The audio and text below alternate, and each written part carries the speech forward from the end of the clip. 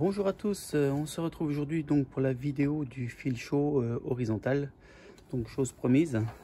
Beaucoup de personnes m'ont réclamé une petite présentation de cet outil. Et bien, on va faire ça de suite. Pour commencer, on va faire un petit rappel du fonctionnement. Donc mon alimentation de PC que je mets en marche. Voilà. Le fil qui va chauffer. On fait un mouvement latéral tout en avançant doucement sur le fil chaud. On vient en appui sur la butée de profondeur et on recule. Voilà.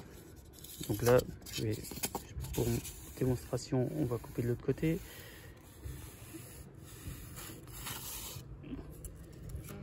Et voici, comme ça, on obtient des coupes bien droites, angle droit, de façon à pouvoir venir emboîter les différents éléments en fonction de ce qu'on fait, ruchette, APDA, mini plus, voire ruche.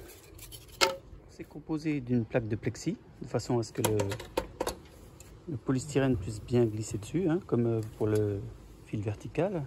Une plaque de plexi qui est reposée j'ai reposé sur une plaque alu pour rigidifier un petit peu, parce que sinon c'est pas assez rigide le plexi, ça risque de cintrer. Sur une plaque alu, vous pouvez sur de la ferraille ou peu importe. Et ça, c'est soutenu. Les deux plaques sont posées sur un bout de ferru, quoi. Hein. Ça, c'est un bout d'étagère sur lequel je vais venir poser mon support de fil chaud ici. Alors, le fil chaud, pour lui, vu comme ça, on a l'impression que c'est un petit peu compliqué, mais non, mais c'est parce que j'ai rajouté juste une butée.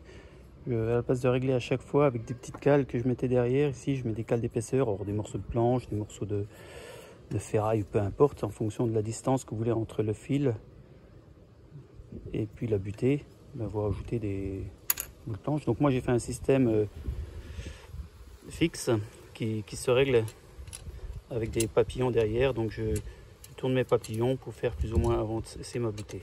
Donc ça c'est un petit système que j'ai rajouté mais qui n'est pas nécessaire. L'essentiel c'est d'avoir cette grande barre, se profiler en U aussi, c'est toujours un peu en U, hein, c'est des bouts que je récupère. Donc assurez-vous qu'il soit assez large pour tailler un côté de ruchette. Parce que comme vous pouvez le voir, moi il a fait qu'au début je faisais ça pour des mini plus et des apidéas. Et quand j'ai voulu faire des ruchettes, c'était pas assez long. Donc il a fallu que je retaille un petit peu dans mon bois pour gagner quelques centimètres, de façon à pouvoir découper mes côtés de ruchette comme il faut. Donc il est composé de quoi? Donc d'un fil chaud. Donc ce fil, hein, toujours un fil de cadre, hein, que je fais passer dans un morceau de bois. Il est relié bien sûr, ce fil, avec deux dominos, un de chaque côté. Et on va à la lime PC, donc toujours la même lime que le fil chaud vertical. Ici j'ai fait un système de pivot. Donc une vis, hein, une vis qui passe à travers mon bois. Donc je fais une découpe pour que le bois passe au milieu. Le bois, j'ai replié la partie que j'ai découpée de l'alu vers l'arrière de façon à ce que si jamais mon ressort tire trop fort, entre autres là c'est un bout de chambre à air aussi, toujours de la récup, hein, un bout de chambre à air avec 2 crochets. Si jamais ça tire trop fort, ça vient en buter sur ce petit bout d'aluminium. Donc le bout d'aluminium, on voit bien, hein, c'est pour faire passer le bois. Il était ici, je l'ai replié, j'ai percé, j'ai mis une vis. De l'autre côté pareil. Au niveau du bois, donc comme c'est un fil qui est amené à chauffer, donc ça va me découper le bois. Donc j'ai mis un morceau de domino, j'ai député un domino, et la partie cuivre qui est à l'intérieur, les tons qui étaient à l'intérieur, j'ai fait un petit trou de 6 je crois, je ne sais plus. J'ai emboîté mon morceau de domino pour faire passer mon fil dedans, et après je le récupère derrière. Voilà. Donc le fil chaud tendu par mes 2 bouts de chambre à air ici, j'ai rajouté des crochets, un crochet dans la partie bois, un crochet sur le support, pareil de l'autre côté, un crochet sur le support, un sur la partie bois et un bout de chambre à air. Voilà donc pour la mise en place du fil chaud sur la table, donc je viens tout simplement, vu que mon support de fil chaud est carré, hein, ben, il faut juste le poser sur les 2 bouts de ferru qui sont de part et d'autre de la table, hein. Donc avant de le serrer, avant de le fixer, ce que je fais, moi je mets mes cales de hauteur pour régler le fil, la hauteur du fil par rapport à la table. Donc là je mets des petites cales, je pose mon support sur les cales et après je viens y mettre mes serre-joints de façon à tenir ensemble sur la table. Donc là je fais ça d'une main, c'est pas pratique, on y arrive.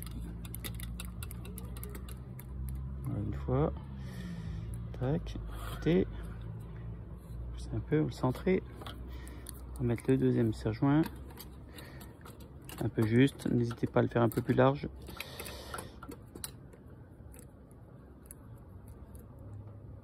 Et voilà.